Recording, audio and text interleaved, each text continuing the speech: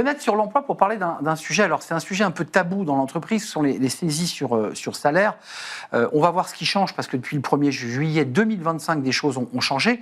Mais on va d'abord s'y intéresser très concrètement avec vous, Élodie Puiroux. Vous êtes responsable veille légale chez ADP France, donc vous faites l'accompagnement des entreprises sur la paye et sur tous ces sujets. Et donc, les sujets de saisie sur salaire, qui est un sujet un peu tabou, il faut le dire, parce que quand le salarié va voir son service paye ou RH et qu'on lui annonce, ça ne fait jamais plaisir.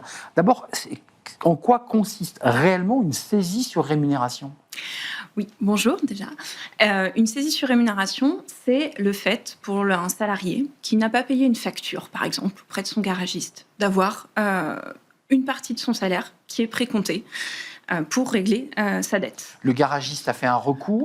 A fait un recours, exactement. Et donc, depuis le 1er juillet 2025, ce recours, il est fait auprès des commissaires de justice, alors qu'antérieurement, il était fait auprès des tribunaux. Ça, c'est la nouveauté. Ça, c'est la nouveauté, tout à fait. Il y a quand même des petits sujets, je m'autorise, c'est-à-dire que vous avez une personne qui n'a pas payé son garagiste, mais il y a des choses beaucoup plus graves et des sommes plus importantes.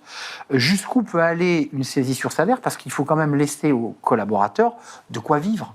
Tout à fait. Alors, c'est notre travail chez ADP, et en particulier côté veille légale, de décrypter et de faciliter la vie de nos clients en analysant les évolutions juridiques et en les paramétrant dans nos logiciels de paye. Donc, on ne va pas rentrer dans le détail du calcul de la saisie sur salaire, mais schématiquement, c'est un barème de saisie de rémunération avec des tranches, et on applique ce barème-là en sachant que le salarié, au minima, à la fin du mois, il doit lui rester le revenu de solidarité active. C'est-à-dire combien ? Le RSA, 646 euros et 52 centimes. Donc ça, c'est le minimum. Lorsqu'on a tout pris, on doit laisser au collaborateur 646 euros.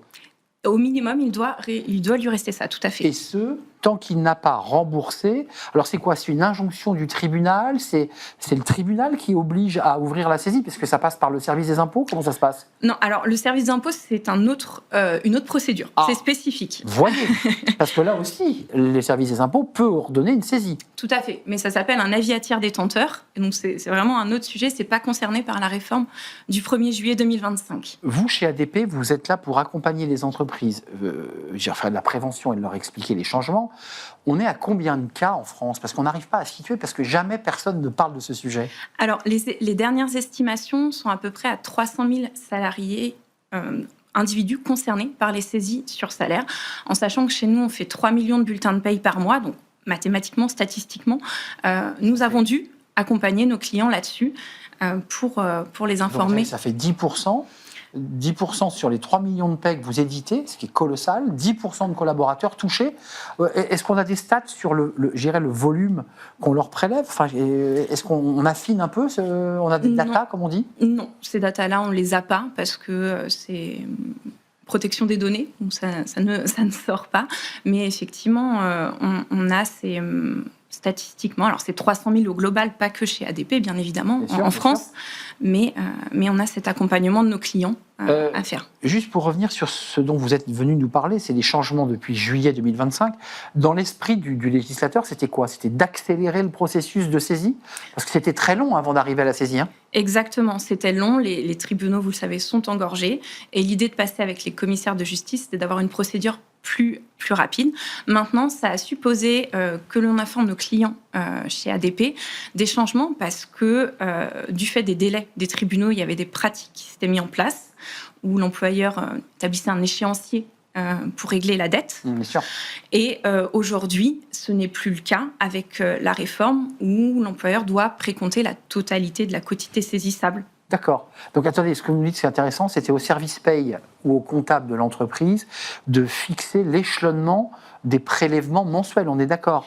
Alors, il y avait toujours cette règle de quotité saisissable, mais sur le dernier mois de la dette, par exemple, s'il restait 20 euros de dette, on allait prélever les 20 euros de dette. Et aujourd'hui, on prélève toute la quotité saisissable, donc par exemple 150 euros. D'accord. Ouais, tout en respectant la règle du minimum vital de 650, qui est le montant du RSA, qui est une sorte de droit de survie. Exactement. Le temps de payer, de régler la dette. On connaît les durées de prélèvement, c'est quoi ? C'est 1 mois, c'est 6 mois, c'est quoi la durée moyenne d'un salarié qui est en saisie sur salaire ? Là aussi, c'est de la data confidentielle ? Alors, c'est des datas qu'on n'a pas du tout.